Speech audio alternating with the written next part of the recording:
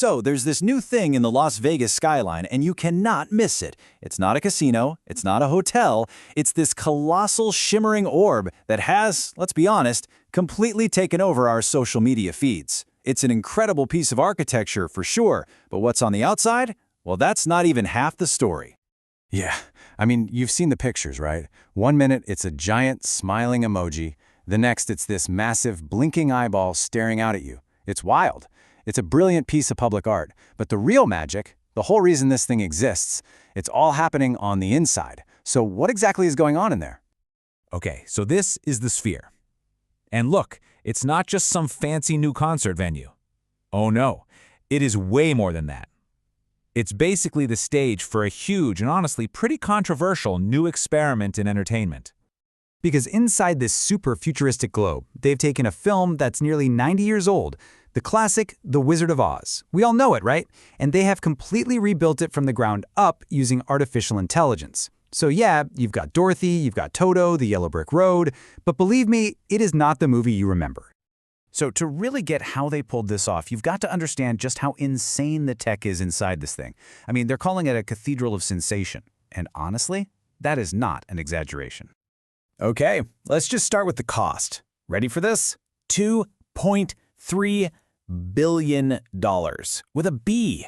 That makes it the single most expensive entertainment venue in all of Las Vegas. It's even more expensive than the city's NFL stadium. And it is massive. We're talking 112 meters tall. That's 366 feet.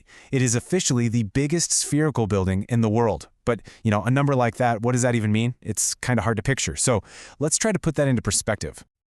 Okay, check this out. On the left, obviously you've got the Sphere. Now on the right, that's the Khan Tower in Ulaanbaatar, Mongolia. And get this, they are basically the exact same height. How wild is that? This isn't just some Vegas thing. We're talking about a structure on a truly global scale. And all that money, it buys you an experience on the inside that is just next level. We're talking a wraparound 16K screen. That's the highest resolution screen anywhere on the planet. You've got 167,000 speakers that use this beamforming tech to shoot sound directly to your seat. The seats themselves are 4D, they vibrate, they blow wind on you, they can even create scents. And get this, they use infrasound, a sound so low you can't hear it, but you can physically feel it in your body. It is absolutely mind-bending. So, okay, you've got this insane, futuristic canvas. But how in the world did they use AI to make a movie from 1939 fit onto it? I mean, that was the huge problem for Sphere Studios and Google Cloud, right? You can't just take an old movie and stretch it out. It would look horrible, just a blurry mess. So they had to basically invent new AI tools to build out the world of Oz without, completely ruining it.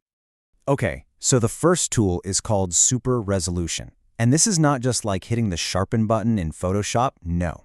The AI looked at the original film and then it generated brand new pixels.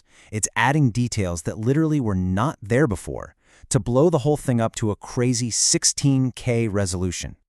All right, next up is something called outpainting. And this is where it gets really weird. Think about it. The original camera only saw a little box, right? Well, the AI basically imagines and then paints what was happening outside of that box.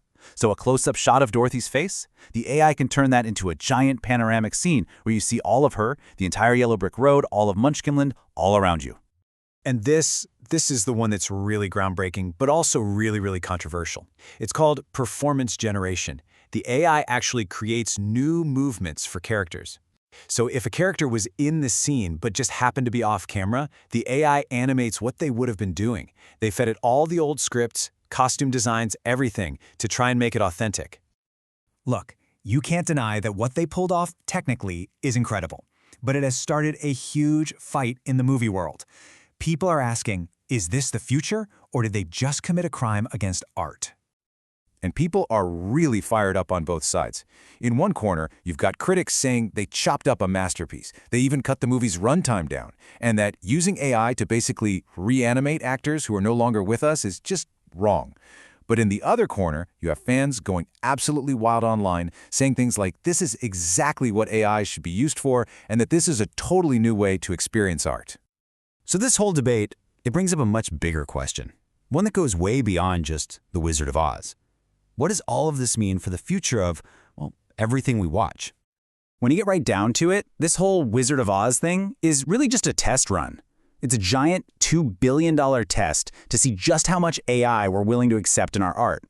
And you can bet, if this thing sells a ton of tickets, other movie studios are going to be lining up to do the exact same thing to their own classic films.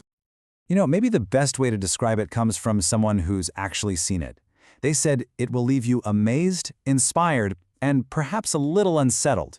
But one thing is for sure. You will never forget it. So whether you think this is the coolest thing ever or a really dangerous step, you can't deny it's powerful. And that kind of leaves us with a pretty big question, doesn't it? If this really is the future, what classic movie is next? And should it be?